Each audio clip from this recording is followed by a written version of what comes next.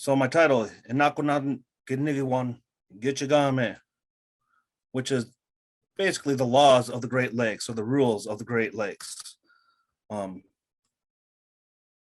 Obviously, it's written by me.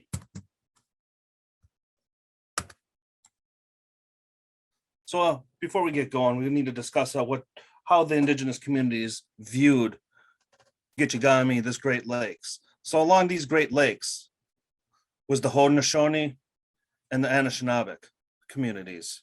The Haudenosaunee was the Iroquois Confederacy. The Anishinaabeg is the Odawa, Potawatomi, and the Ojibwa people. Our reading was going to be focusing more on the Odawa people from this area. So how we viewed these as how these communities viewed the lakes was as one big entity, one big giant being of water, the Gichigame, the Great Lakes. We didn't view them as independent lakes, separate from each other as we do now, like Lake Superior, Lake Huron, Lake Michigan. We viewed them as all one being. And with that, they had their own set of rights that the indigenous communities saw as, much like each individual nation had its rights. This is the water nation, and it had its rights as well, and we viewed it as a special being. Now, along these Great Lakes, we have several communities. There's over 200 different nations that on or around the Great Lakes that rely on this water for sustenance, for traversing from community to community. So they had that right of wanting to take care of it and treat it with respect and kindness, because they relied on it for food and ways of traversing. So because of that, around 1142, these different nations got together and came up with this treaty on spoon. Shown here, pictured is a wampum belt that was commonly used from the Haudenosaunee Nation. This one dish, one spoon was basically under the premise that all these different nations dish, and there's only enough room for one spoon. So we are basically how we need to only take what we need and leave and treat the area as a precious commodity or a precious resource. Commodity is not really an appropriate term, because we didn't look at it as a commodity. We looked at it as a being, as a separate entity that had different things living on us that provided life for us, and we needed to take care of that, because without it, we would cease to exist. From the deer to the trees to the water, that all had a separate entity that we try to take care of. This is a birch bark scroll.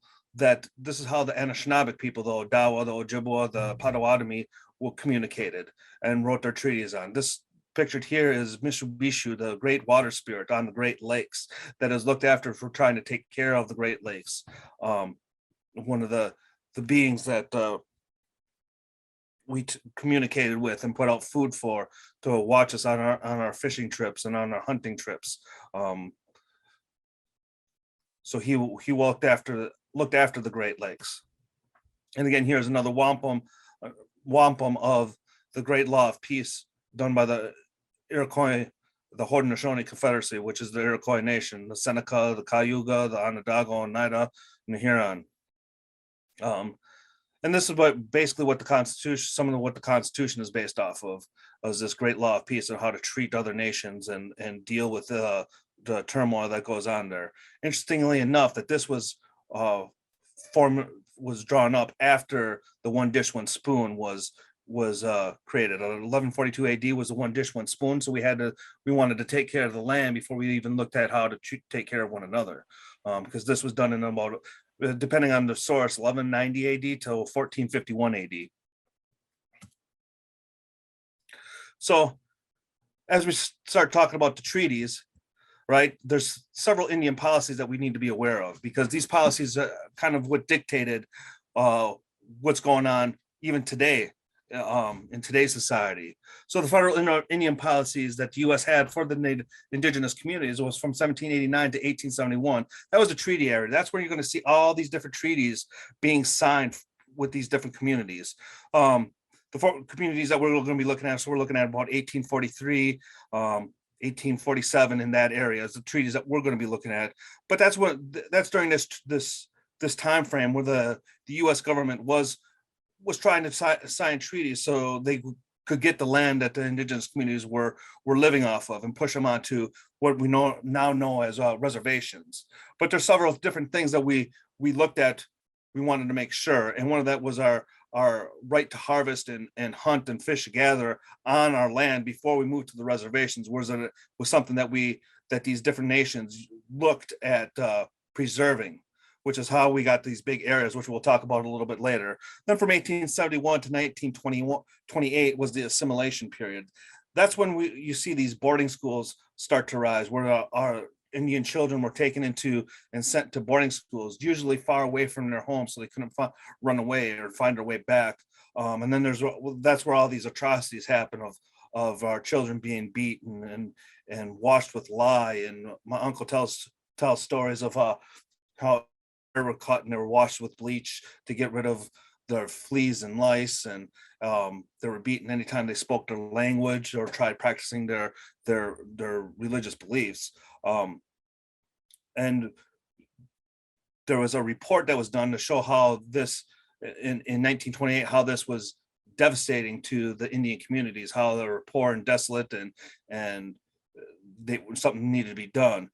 So that's when they came up with the Reorganization Act of 1928 from 1942. And basically this allows us to govern ourselves, but we have to buy into, as long as we buy into the US's version of how to govern, we're allowed to govern ourselves. And in some cases that meant given, that's where you see the dual citizenship come into play, that we had to become citizens of the United States as long as, and still maintain a citizenship to these different nations. It's also important to point out too that treaties is an agreement signed between nation to nation, not city to city or state to city or state to nation. This is a sovereign nation to another sovereign nation was what a treaty is. So from 1943 to 1961, there was a Termination Act, and that's where you see a lot of these indigenous communities were actually being terminated, actually disbanded.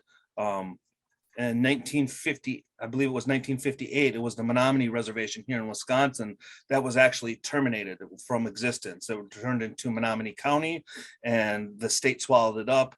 And it was supposed to be a revenue thing. They were supposed to make money because the Menominee were good at taking care of their wood.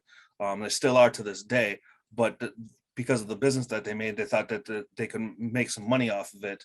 And it turned out it did more damage. And they were one of the few tribes that were able to reorganize and get back to right as a different tribal nation. And then we're into the self-determination phase of 1961 to currently, where we're trying to be our own entity again, a sovereign nation within a nation. So those are the 5 different U.S. federal policies that they had for the indigenous peoples. Which brings us to the 1836 treaty. These are the areas that formulated these different treaties right here. What formulated the northern Wisconsin, northern Michigan, and a little bit of Minnesota area. As you see, it's takes up all of the upper UP and most of the northern UP or the lower peninsula. And then the northern Wisconsin, it's obviously taken up all of northern Wisconsin. Now, what our reading really focuses on is 1836, where the Grand Traverse Bay, right above the 18 there, was located. But this all stemmed from something that was going on in the 1842 area. But again, if you look at where the different reservations are, these reservations have the right to go hunt and gather and fish in any of this green area at any time that they want to, per our treaty rights. So in 1971, that's John Drew's case. He was an Ojibwa that got arrested for fishing, and again, that's going to be in northern Wisconsin. But this set precedents where Kavanaugh protected the indigenous communities and their treaty rights, which just sparked again a resurgence of culture and identity, where we wanted to practice our treaty rights because we've been oppressed for so long. Now there's the sense of pride where these communities wanted to go out and practice their treaty rights, their inherent treaty rights. On this, they got several bunch of kickbacks from this. I mean, it was a big to do. As you see on the picture on the bottom left corner there, that's treaty beer. That's one of the things that was going on during that time frame. They actually made a beer that was to stop the treaty abuse. There was actually protests going on where some of these people were going out fishing and afraid for their life, thinking that they won't make it back, that they're actually going to get killed for going out there and fishing. But nonetheless, it didn't stop these natives from going out there. They continued to go out there, and especially when John Drew's case and Kavanaugh came back supporting John Drew's case. In 1971, LeBlanc from Bay Mills decided to go out and start fishing to stick up for his community. And he got arrested at Pendle's Bay for fishing, which now again with this resurgence of culture and identity, that's got Art Duhamel wanting to be the voice of the Odawa at Peshawar Town for fishing too. So he quit his job to pick up fishing, something that he has never done before. He was not a fisherman, never went out fishing, but his community relied on the fish greatly to survive. Like if they didn't have fish, they were living off of bread and water. It was pretty desolate out there. So just so you get an idea of what some of these fishermen were going out, this is a picture of them actually out on the lake in a small boat using gill nets to fish. Nothing fancy, nothing big or where they would harvest a ton of fish, just whatever they would get in their gill nets and bring it back for their community and for them.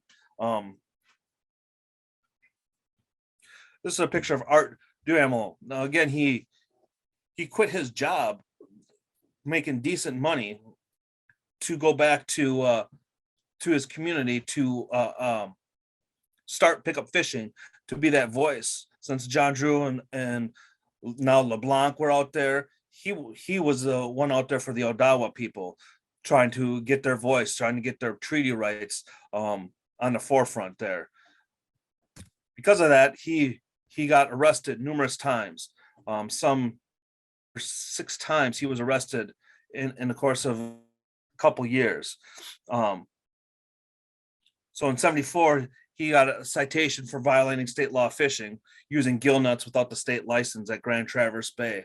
And he was citing that he had the treaty rights. That's what his people used for fishing was the gill nets. Now, in 1975, he was actually arrested for obstruction justice and sentenced to 90 days in Leelanau County. And this is when he actually tried leaving the scene when he was being arrested, saying that he did nothing wrong, and tried to outrun them in their boats, which was kind of a funny story to hear him say that, how he realized that what he was doing was wrong, but he didn't care. Like he knew he didn't do anything wrong to begin with, and they're harassing him. So he just got back on his boat and said, "I'm leaving," and just took off on them. He was actually afraid for his life, he says, because he was in a little wooden boat and they were coming at him hard, and it would have rammed him if he didn't actually stop. But while he was in jail, that's when he actually got picked up by some attorneys, the American Civil Liberties Union, and Dean Rob Olson and Detmer actually took his case and helped him out, because anybody that's been in the court system knows that what a racketeer that is and how much they actually charge you to stick up for yourself. So he was actually able to get some help from the Civil Liberties Union, and Dean Rob and Olson and Detmer took it on pro bono, so to help fight off the cost that Duhamel was collecting. Now, Art also was talking about how he would come back to his boat, because as you saw before, his boat was wooden, and he would come back and his boat would be chopped up and cut up, destroyed. His gill nets would be destroyed. All fishing gear would be destroyed. Was not uncommon during this time frame. Again, there's a lot of people that did not appreciate these native communities going out there and fishing. Their felt what their thought and feelings were that we were taking up all the fish in the lake, and as you see in the joke on the right, that is precisely what they felt like was going on. As you see the big sportsman in his big fishing tug with all the fish, and us and the indigenous people live in the small little rowboat with their little gill net, and then them yelling at us saying that we were taking all the fish out of the lakes. This was a common sentiment throughout the Western community. Even through some of the court cases, the judges were actually avid sportsmen, so they were obviously more towards the sportsmen and not towards the indigenous communities. However, through his Art Duhamel's work and constant fighting for the treaty rights, they were able to pass the 2000 consent decree, which allocated the Great Lakes fish for harvest for the next 20 years. And this consent decree was just reaffirmed recently to allow the areas in red and yellow fishing rights to the area. There's still some rules in place that they have to abide by, but now they can go out there and fish in their communities and supporting their communities, right? Obviously, Art Duhamel won his court case, and they gave the Grand Traverse Bay area the right to fish, which led up to this consent decree. But it took almost 20 years before they ruled in his favor, allowing them to fish in that community. And because of all of his work, Grand Traverse Bay has their own natural resources department now, where they do research on restoring the fish in the community and taking care of the Great Lakes. So because of Duhamel and his work, now they have a better resource program to make sure that the lakes are being stocked and taken care of, and what they could do to help make sure that the whitefish, the lake sturgeon, and lake trout are able to survive in their communities in the lakes. We also have the Great Lakes Indian Fish and Wildlife Commission, which is in charge of basically the DNR of the treaty areas. So every community works with they call them GLFWIC to make sure that our treaty rights are being observed and that we're restocking and that the environment is doing good. There's a lot of research on climate change and water purification. These are the people that are talked to during when the pipelines are going on in this area. I mean, the Dakotas has their own commission that they have for the pipeline out there, but when we talk about in the Wisconsin, northern Michigan area, you're dealing with GLFWIC and other communities that are in the area that are affected by it, and they work with scientists, and they have their own scientists and research facilities on the communities to help them out. Again, this is the area that GLFWIC all covers, and which is part of Grand Traverse Bay. So Grand Traverse Bay actually will work with GLFWIC to make sure that the area is taken care of. And this is just the tribal hatcheries that are in the area to help restock the lakes. And I throw this in here because people still have the misconception that we're just taking and not giving back. And this is, so just wanted to show as that each community or different communities have some sort of fish hatchery. And in 2012, over 44 million fish were released into both on and off reservation. just to give you an idea of how much we actually do restock in the community. Again, here's the community broken down into what's all being restocked, from the lake herring to the walleye. But obviously we're looking at more of the lake sturgeon and the whitefish and the lake trout. 50,000 lake trout are being restocked, as opposed to the over 600,000 of the whitefish and 32,000 lake sturgeon.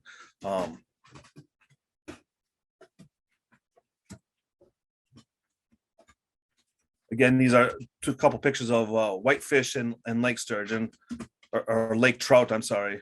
And it looks like this one right here is an actual natural lake trout. Tell by the adipose fin. I believe that's a shadow of an adipose fin right there. The lake trout that are stocked in the lake do not have an adipose fin. Again, these are the different communities around the lake that rely on the lake for its sustenance, and all these communities have different aspects of toxins that are in the fish that need to be monitored and whatnot. So again, that's why we employ a research team to help see what we can do to make this a better environment for the fish and for the communities. Again, going back to the one dish, one spoon agreement of 1142, where we have to take care of the dish because we all eat from it, right?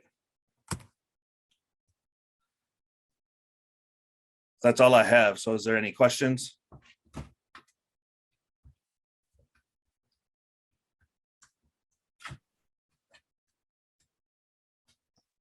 All right. Thank you for that presentation. Yep. Thanks for the presentation and for sharing that information with us. We do have time for some questions. Let's see. So our first question that we had for you was that in our reading, we read about the issue of language in these legal battles, and we were wondering how tribes have dealt with the deliberately complex and confusing legal language that's found in these treaties. So we were very clear what we wanted in our treaties. There's a bilingual treaty agreement that was translated, and it was very clear that these communities wanted the inherent right, like where they were reluctantly giving up the land and moving away from the land, but they were reserving the right to utilize that land that they were walking away from as their own sacred land, that they had the inherent right to hunt and fish, gather on that land. So they were very clear that they wanted to maintain those rights to that land and treat it as still their land, even though that they weren't living on it. So there wasn't really any confusion as far as that goes. During some of the early treaties, there was a lot of trickery that was going on to get these treaties signed. Like, yeah, we won't.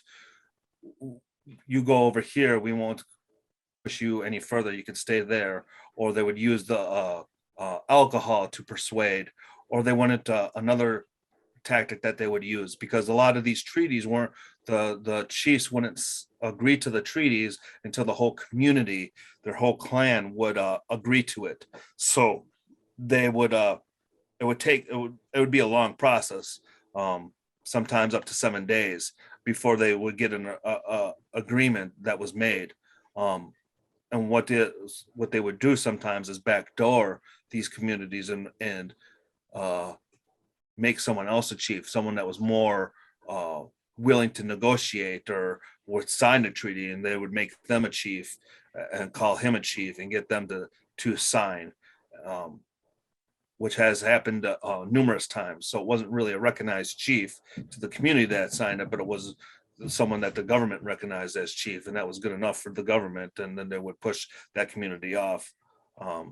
That happened numerous times. So there wasn't I don't feel that there was any confusion on the indigenous community part as far as to what they were trying to reserve.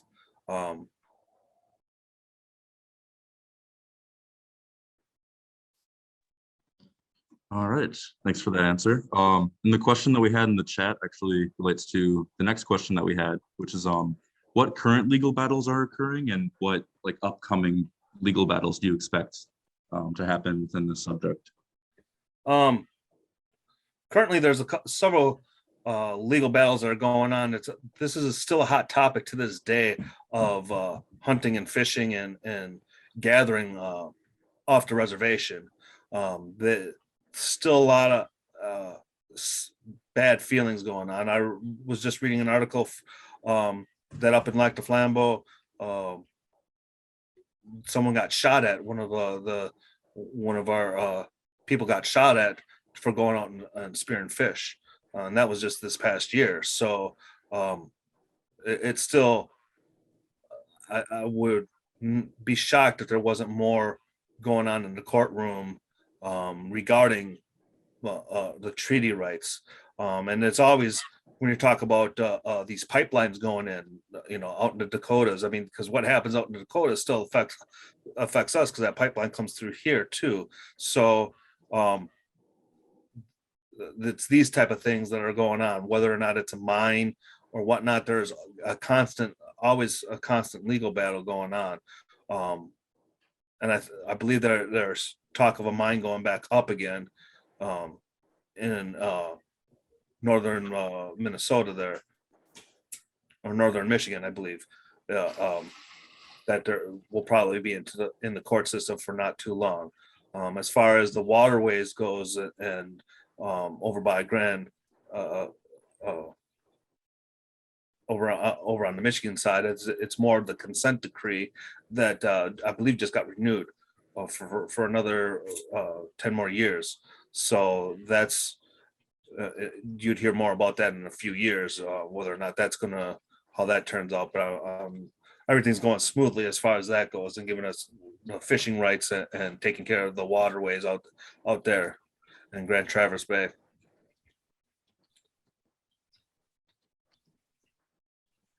All right. Our next question is, what can we do as future water professionals to promote the rights of indigenous peoples and communities within our field?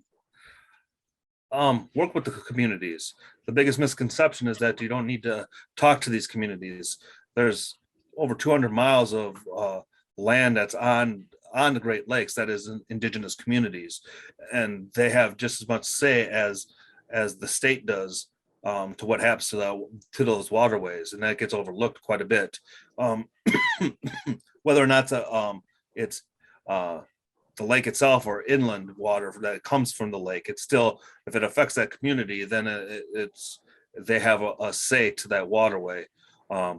So doing your best to protect the water and everything that resides in the water or uses that water, and working with these communities is the best way to proceed from here. And I'm a big fan of the new buzzword is traditional ecological knowledge, the TEK, and I'm a big proponent of saying that's this indigenous knowledge and the Western knowledge working together as a joint understanding, and once we have that joint understanding, we can proceed further what is best for the environment and the community. And when I say community, I mean the community as a whole. Again, using that concept, one dish, one spoon.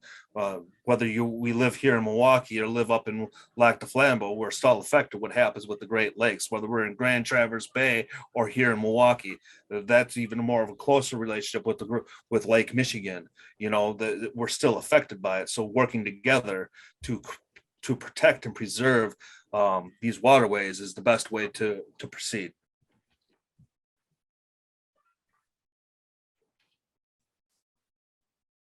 Okay. Our next question is, what needs to be done to address the damage to whitefish populations caused by non-native species that have been introduced? Again, working with our fisheries and working with our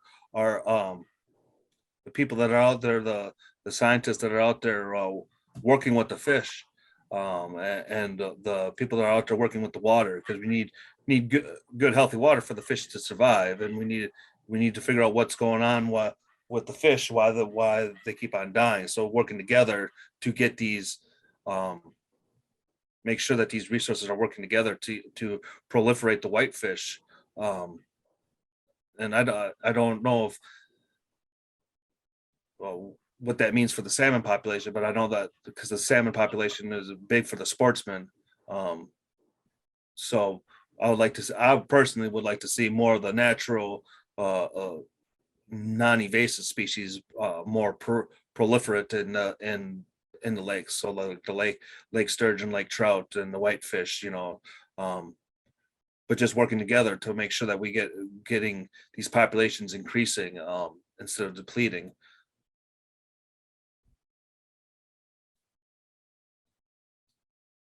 All right, and our last prepared question is, when you observe the trends of the relationships between the United States government and sovereign indigenous nations, would you say that the autonomy of indigenous nations has increased or decreased over time, or is it kind of variable?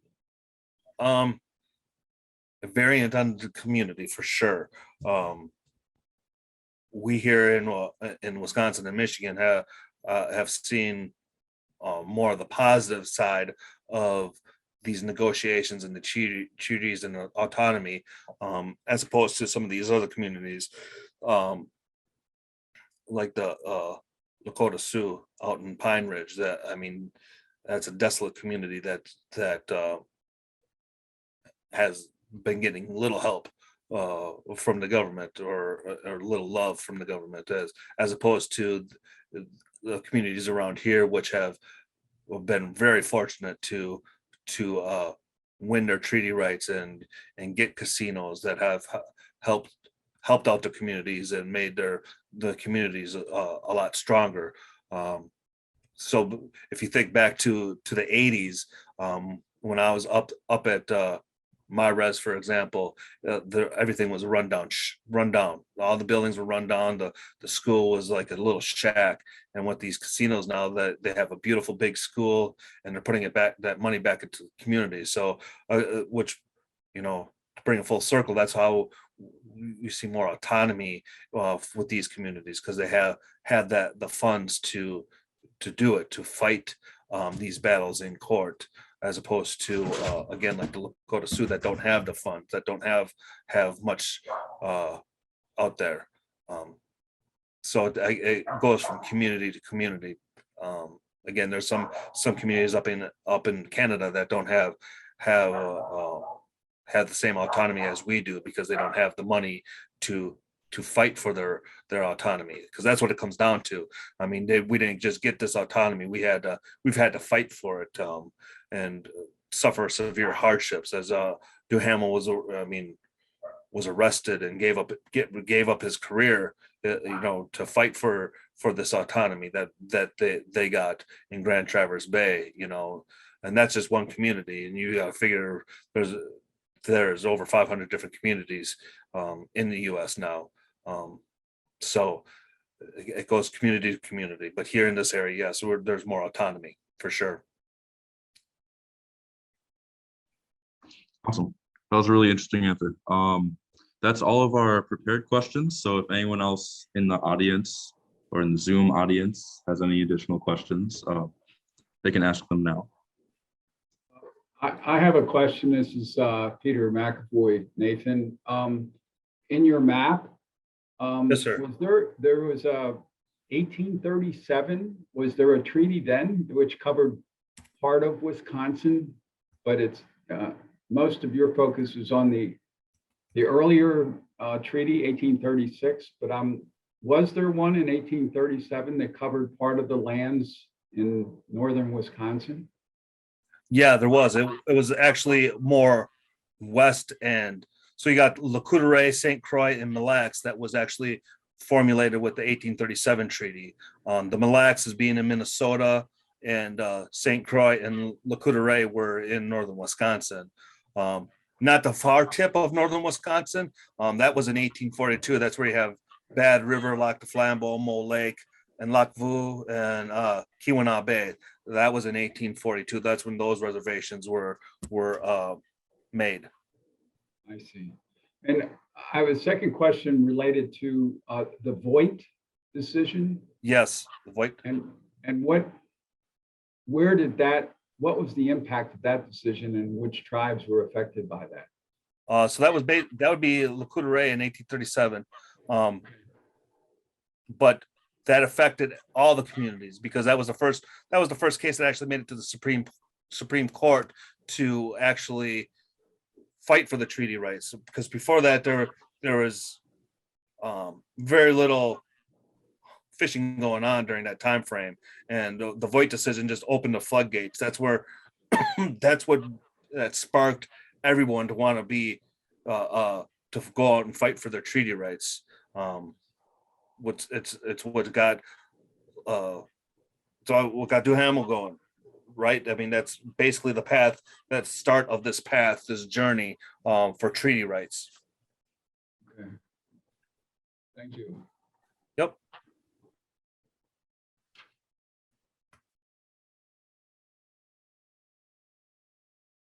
Any other questions? We do have a question in the chat. Melissa Scanlon asks, is there anything that the School of Freshwater Sciences could be doing to better connect our research to Great Lakes tribes' water and fishery management? Yeah, it's a good question. I would say reaching out to like Glyphwick and the DNR, the Grand Traverse Bay's DNR would be the best way. Especially when I don't know how much of down in this area per se, but it's all connected in some way, shape, or form. So I'm sure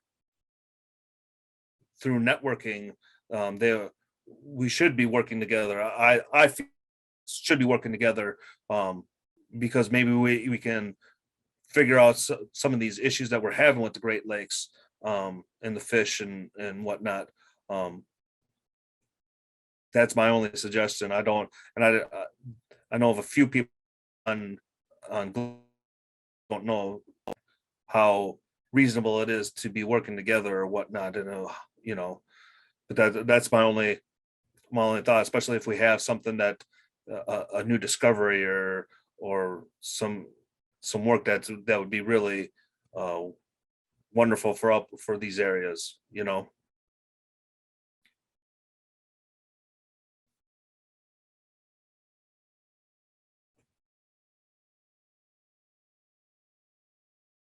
Anybody else have a question? All right, I guess that's all of our questions for today.